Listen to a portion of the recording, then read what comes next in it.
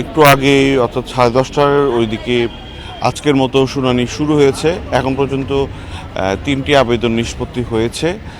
এর মধ্যে 2টি আবেদন স্বতন্ত্র প্রার্থী সেটি মঞ্জুর করেছেন, অর্থাৎ তাদের প্রার্থী বাতিলের যে সিদ্ধান্ত ছিল সেটির বিরুদ্ধে তারা যে আবেদন করেছিলেন সেটি মঞ্জুর হয়েছে। একটি আবেদন পেন্ডিং রাখা হয়েছে।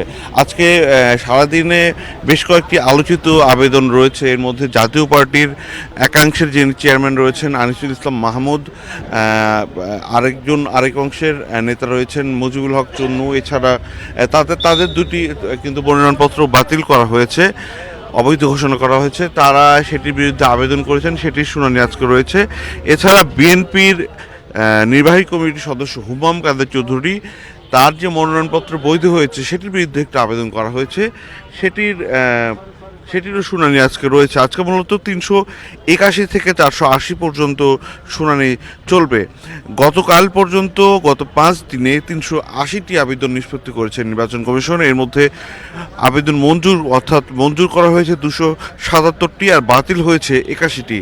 আর গতকালকে আপিল শুনানি করা হয়েছে 100টি। এর মধ্যে মঞ্জুর করা হয়েছে 73টি আর 10টি পেন্ডিং রাখা হয়েছে। আজকে দুপুর 12:30টায় বিএনপির একটি প্রতিনিধি দল নির্বাচন কমিশনে আসার কথা রয়েছে। তারা গত পরশু দিনও নির্বাচন কমিশনে এসেছিল বিএনপির প্রতিনিধি দল।